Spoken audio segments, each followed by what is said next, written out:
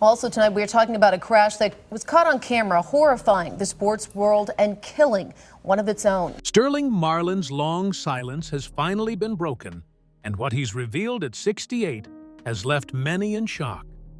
The man once blamed for Dale Earnhardt's tragic death has now spoken out, and the truth is far more complicated than anyone expected. In today's video, discover what really happened on that final lap, the rage that followed, and the emotional toll it took on Marlin for over 2 decades, the crash that changed everything. It was supposed to be a celebration. The final lap of the Daytona 500 is the biggest race in NASCAR. The crowd was electric. Millions were glued to their screens. And at the center of it all was Dale Earnhardt, the man known simply as the Intimidator. But he wasn't charging for first place. That day, Dale had a different mission. He was running third, carefully watching over the cars ahead of him, one driven by his son, Dale Jr., and the other by his teammate, Michael Waltrip. He was their shield, holding the line, playing defense, helping them reach victory. Then, in just a heartbeat, everything changed. As the pack roared around Turn 4, Sterling Marlin's number 40-degree Dodge edged just a bit too close to Dale's black Natured 3 Chevrolet. It wasn't violent. It wasn't dramatic. In fact, it was the kind of minor bump that happens all the time in racing. But at 160 miles per hour, even the smallest mistake can be deadly. The contact was barely visible, but it was enough. Dale's car snapped loose, veering down across the track. It clipped another driver's vehicle, then shot back up the banking like a pinball. And then it hit.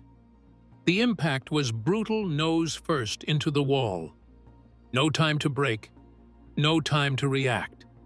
The entire front end crushed in on itself in an instant. The right side of the car lifted off the ground slightly, then dropped hard, coming to a stop beside another wrecked machine. There were no flames, no flipping cars, no dramatic crash sequence like you'd expect from a fatal accident. From a distance, it looked almost ordinary. A puff of smoke, a crunch of metal, silence.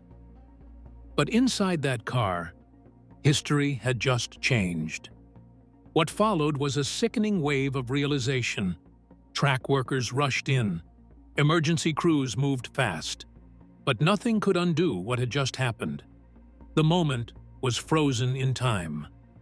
Fans sat in stunned silence. No one knew just how bad it really was until later. That single, unremarkable-looking crash took the life of one of NASCAR's greatest legends, and behind it all, a slight, split-second contact from another driver, one who never meant for any of this to happen, set off a storm that would haunt the sport forever. The villain no one expected. In the hours after the crash, as the sun set over Daytona, news spread like wildfire. Dale Earnhardt was gone.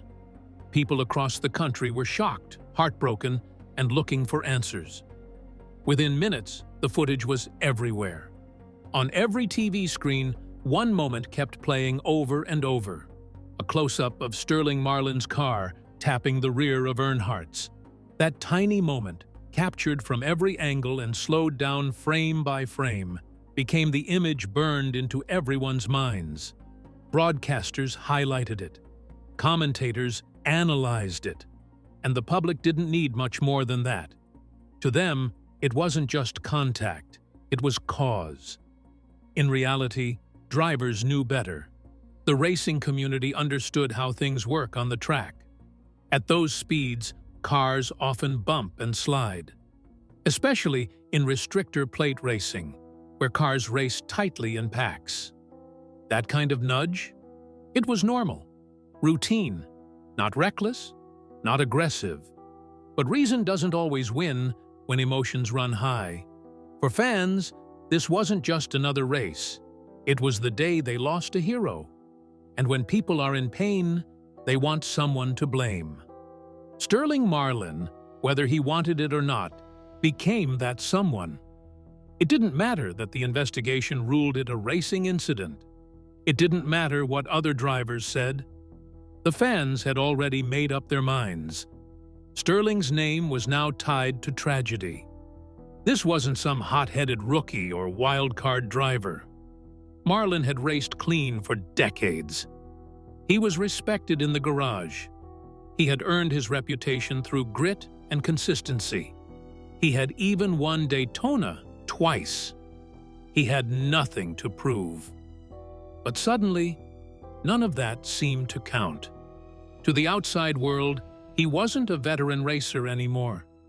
He was the guy who touched Earnhardt's car before it hit the wall. A career forever marked.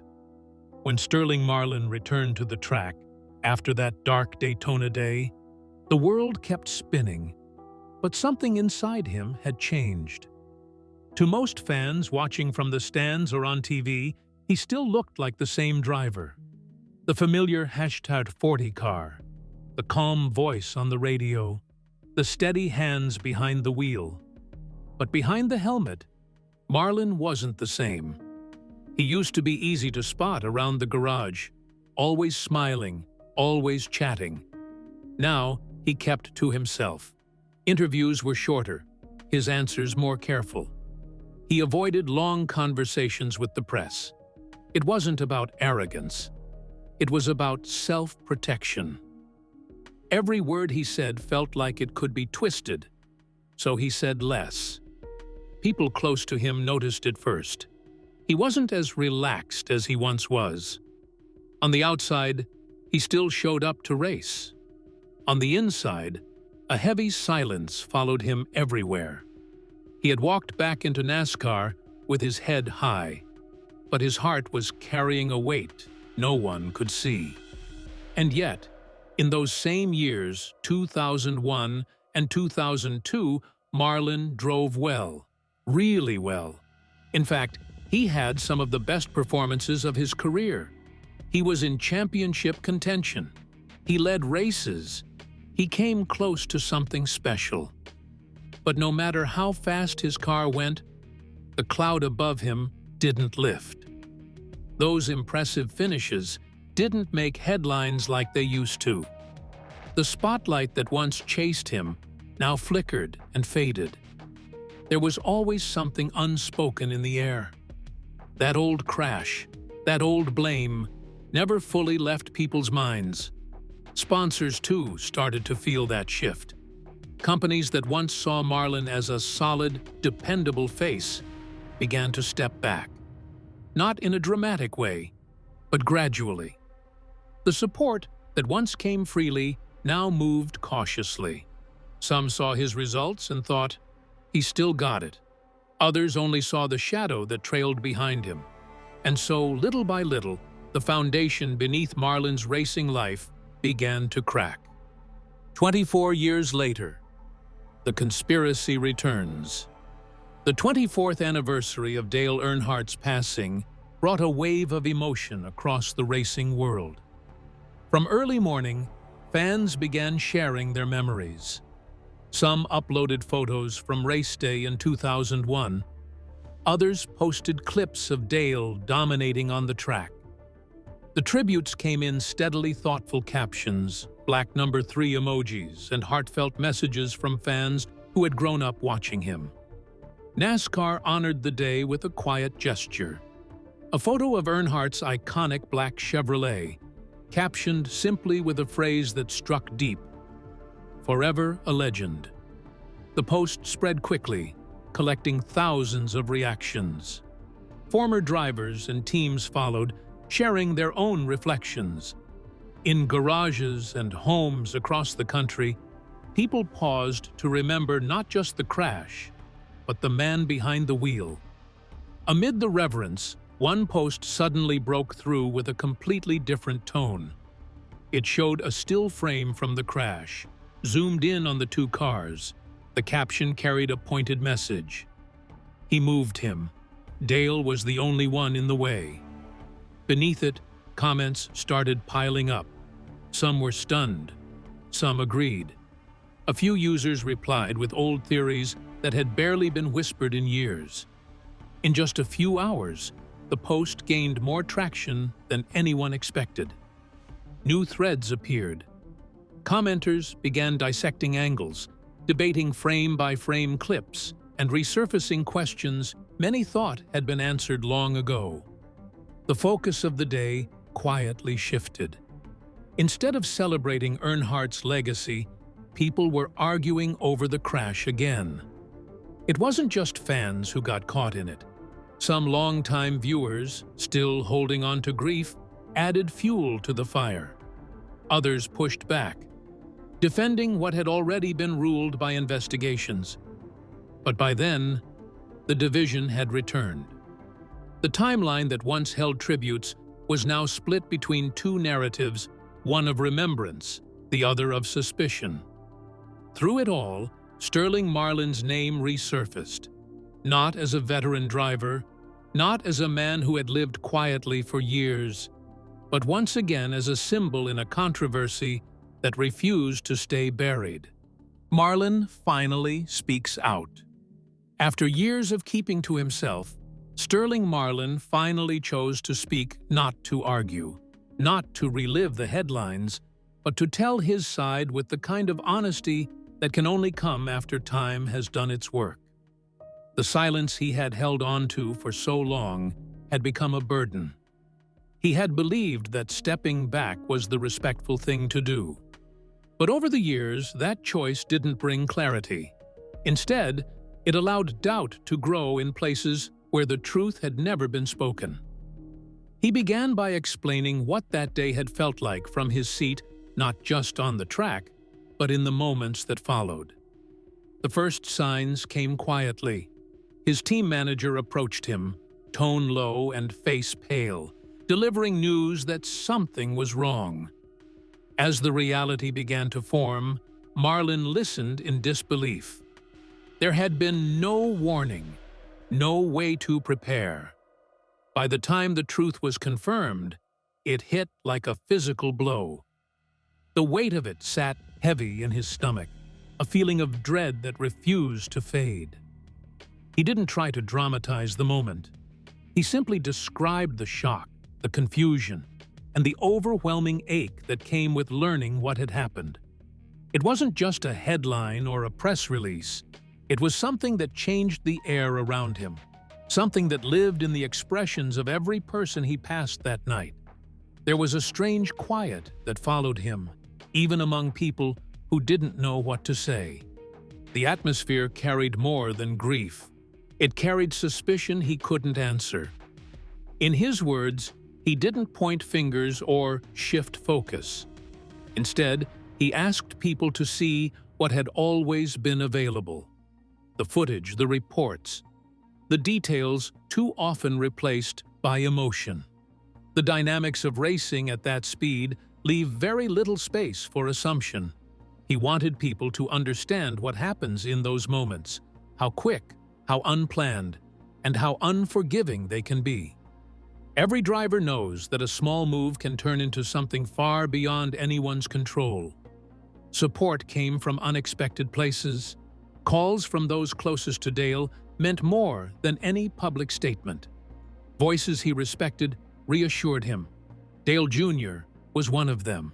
Others from the racing world quietly offered encouragement.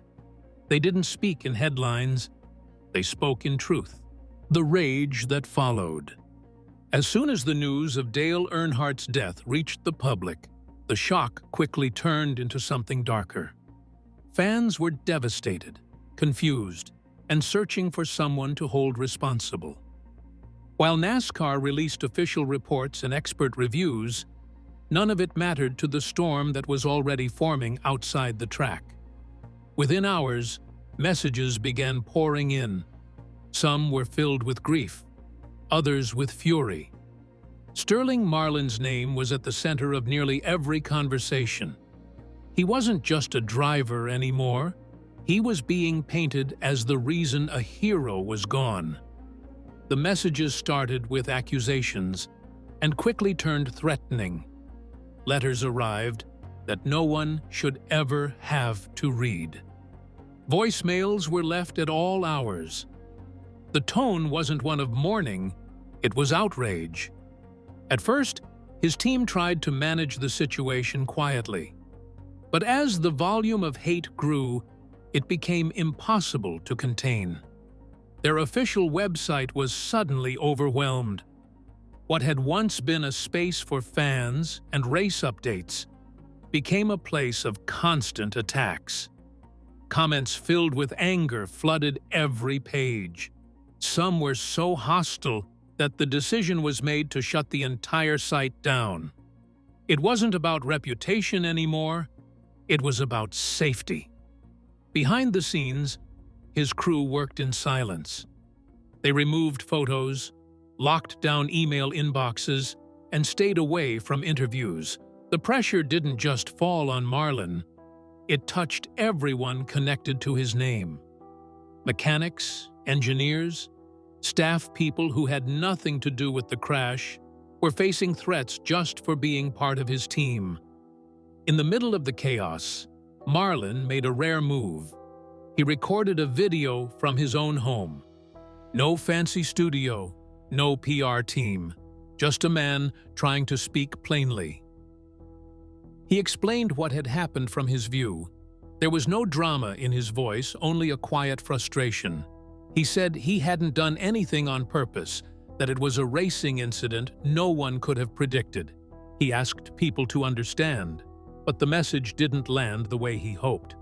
For many, the anger had already hardened. They didn't want explanations. They wanted someone to carry the weight of the loss. And to them, that someone was still Marlin. The damage had already spread far beyond the track. A legacy rewritten. Years have passed, and the roar of engines still echoes through Sterling Marlin's memory. But the sound carries a different meaning now.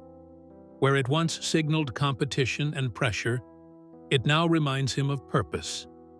His journey didn't end when the checkered flags stopped waving. It shifted into something deeper. In recent years, Marlin has started working closely with organizations that focus on racing safety. He attends meetings, shares his insight from decades on the track, and speaks about the hidden struggles drivers face when the helmet comes off. His voice, once buried beneath public judgment, is now being used to protect the next generation. Not just from crashes, but from the mental weight the sport can place on its people. The physical safety measures matter, but so does what happens off the track, when the noise dies down and the silence sets in.